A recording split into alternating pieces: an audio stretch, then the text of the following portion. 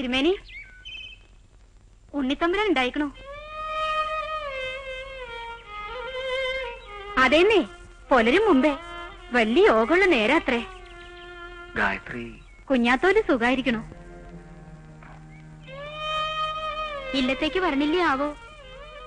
ചെമ്മാരിപ്പാടിനെ അത്യാവശ്യമായിട്ട് കാണണമെന്ന് അമ്മപത്തനാടി പറഞ്ഞു.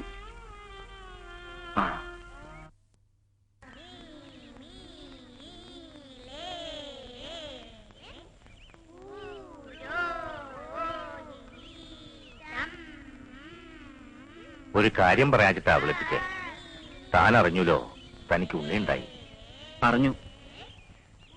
ഇപ്പോ താനാ തീരുമാനിക്കണ്ടേ അയാളെ എങ്ങനെ വളർത്തണ്ടേ? നമ്പൂരിയായിട്ടോ മനുഷ്യനായിട്ട്? മനുഷ്യനാവാൻ പൂണൂല് കളഞ്ഞാ മതിയിച്ചാ എത്ര എളുപ്പമായിരുന്നു. മനുഷ്യനാവണമെന്നാ എന്റെയും മോഹം. അതിന് വാശിയും തന്നിഷ്ടവും മതിയെന്ന് തോന്നുന്നുണ്ടോ? ഇത് വെറും വാശിയല്ല, ഒരാദർശത്തിനു വേണ്ടി, മനുഷ്യ സമൂഹത്തിന്റെ പുരോഗതിക്ക്.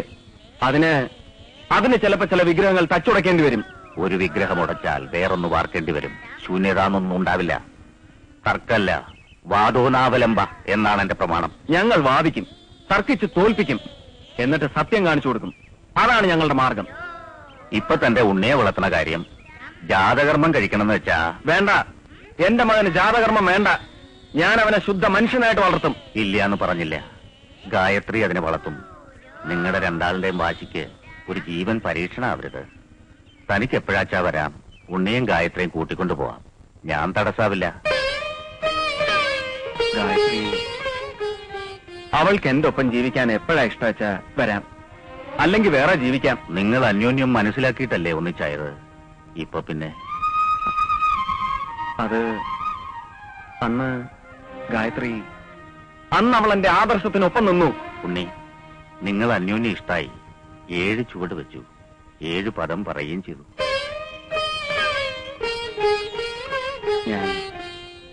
എനിക്ക് എന്റെ ആദർശമാണ് വലുത്. ഞാൻ അതിനുവേണ്ടി എന്തും സഹിക്കും. ഭാര്യയും മകനും പ്രശ്നമല്ല. ഒന്നും പ്രശ്നമല്ല. ഉണ്ണിയുടെ കാര്യം പറഞ്ഞില്ല. ഞാൻ വളർത്തും എന്നെപ്പോലെ. എന്റെ മകൻ എന്നെപ്പോലെ ആവണം. എന്റെ മകനെ കുറിച്ച് ഞാനെങ്ങനെ വാശി പിടിച്ചില്ലാലോ.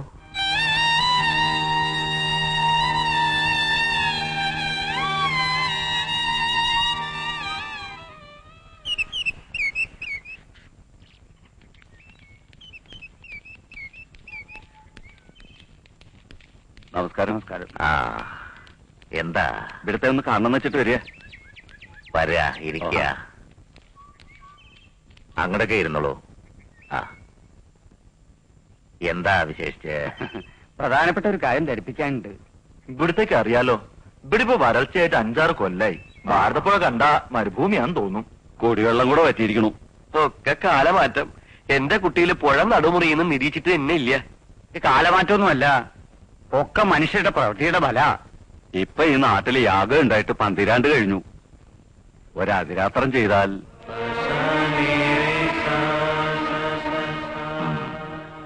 ഞങ്ങൾ ഇച്ചി കാലായി ചെമാരിയോട് പറയണമെന്നിരിക്കണു. ചെമാരി എന്നെ അതിരാത്രം ചെയ്യേണ്ടത്. ഇവിടെ അതിരാത്രം ചെയ്യാണ്ടൊരു പുരുഷാന്തരം ഉണ്ടായിട്ടില്ല.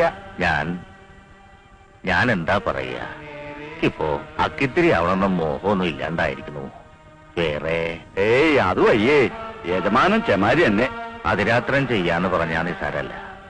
പിന്നെ ഇന്നത്തെ ജനങ്ങൾക്ക് ഇതിലൊക്കെ വിശ്വാസം ഉണ്ടോ ആവും.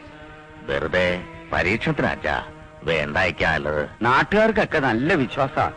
പണത്രേച്ച ചെലവാക്കുകയും ചെയ്യും. പണം മാത്രമല്ലല്ലോ കാര്യം, മനസ്സും ശരീരവും. പിന്നെ ഓരോന്നിനും അതിന്റെ വിധിയുണ്ട്. ജനങ്ങൾ കുറച്ച് വിശ്വാസമുണ്ട്. ഇന്നും ഇന്നലെയും തുടങ്ങിയ ആലോചനയിലിത്. കുറെ കൊല്ലായി ഇതിനെക്കുറിച്ച് ആലോചിക്കണു. മറ്റുള്ളവരോട് ഇല്ലാന്നും വയ്യാന്നും ഞാൻ ഇതേവരെ പറഞ്ഞിട്ടില്ല. ഞാൻ എന്റെ കർമ്മമൊക്കെ മതിയാക്കാൻ നിരീക്ഷതാ.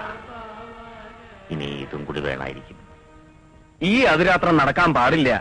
മതത്തെയും ദൈവത്തെയും കൊണ്ട് മുതലെടുത്ത് വളർന്നവരാണിവർ. ദൈവമില്ലെന്നും മതം നിരർത്ഥവുമാണെന്നും മറ്റാരേക്കാളും അറിയാവുന്നവരാണിവർ.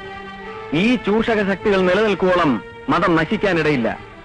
ദൈവസങ്കല്പത്തിന്റെ ബാലിശത്വം മനസ്സിലാക്കിയ ഇവരുടെ തന്ത്രമാണിത്. ധാരാളം പണവും സ്വാധീനവും ഉള്ളതുകൊണ്ട് ഇന്നത്തെ മതവാദികൾ നിരന്തരമായി അബദ്ധ തത്വങ്ങൾ പ്രചരിപ്പിച്ച് ജനങ്ങളെ കൂടുതൽ അന്ധവിശ്വാസികളാക്കിക്കൊണ്ടിരിക്കുന്നു. ലക്ഷക്കണക്കിന് രൂപ ചെലവിട്ട് നടത്തുന്ന ഈ അതിരാത്രം എന്ന വൈദിക തട്ടിപ്പിൽ നിന്ന് പാവപ്പെട്ട ജനങ്ങളെ രക്ഷിക്കേണ്ട കടമ നമുക്കുണ്ട്. അതിരാത്രി നടത്തിയാൽ മഴ പെയ്യുമെന്നാണ് അവർ പ്രചരിപ്പിക്കുന്നത്. തട്ടിപ്പിന്റെ മറ്റൊരു മുഖം മാത്രമാണത്. കപടശാസ്ത്രങ്ങൾ പറച്ച് മനുഷ്യനെ പറ്റിക്കുന്ന പുരോഹിത വർഗത്തെപ്പറ്റി ചാർവാകൻ പറഞ്ഞത് വെറുതെയല്ല. പരാന്നഭോജികളായ ഭിക്ഷുക്കളും പുരോഹിതനും നിർമ്മിച്ച വേദഭാഗങ്ങൾക്ക് എങ്ങനെ പ്രമാണമാകാൻ കഴിയും? നമുക്കിതെങ്ങനെ തടയാനാവും? വഴിയുണ്ട്.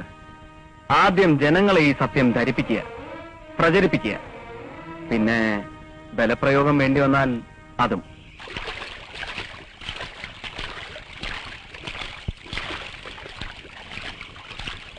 നിൽക്കൂ. ഈ അതിരാത്രം നടക്കാൻ പാടില്ല. അച്ഛൻ ഇതിന് കൂട്ടു നിൽക്കരുത്. ഇത് എന്റെ കർമ്മമാണ്. അർത്ഥമില്ലാത്ത വാക്കുകൾ ഇനിയെങ്കിലും പറയാണ്ടിരിക്കുക. ഇത് ശുദ്ധ തോന്നിയാസാണ്, ജനവഞ്ചനയാണ്. ആയിരക്കണക്കിന് ജനങ്ങൾ പട്ടിണി കൊണ്ട് പൊരിയുമ്പോൾ ലക്ഷങ്ങൾ കത്തിച്ചു കളയുന്ന ഈ ഭ്രാന്തൻ സംരംഭം നടക്കാൻ പാടില്ല. ദയവായി നിങ്ങൾ പിരിഞ്ഞു പോകണം. ഈ മഹാസംരംഭം തടസ്സപ്പെടുത്തരുത്. മഹാസംരംഭമല്ല, മഹാ തട്ടിപ്പ്. അതിരാത്രം ചെയ്താൽ മഴ പെയ്യത്രേ. ഈ വിഡ്ഢിത്തം പറച്ചിൽ ഇനിയെങ്കിലും നിർത്തുക. വിഡ്ഢിത്തമല്ല, സത്യം. ശുദ്ധ ബോഷ്ക്ക്. ഇത്രയും ജനങ്ങളെ സാക്ഷി നിർത്തി ഞാൻ ചോദിക്കുകയാണ്. അച്ഛൻ പറയുന്ന ഫലസമാപ്തി, അതിരാത്രം കൊണ്ട് മഴ. മഴ ഉണ്ടായില്ലെങ്കിൽ അച്ഛൻ എന്റെ വഴി സ്വീകരിക്കാൻ തയ്യാറാണോ? പറയൂ. വിധി അതാണെങ്കിൽ തയ്യാർ.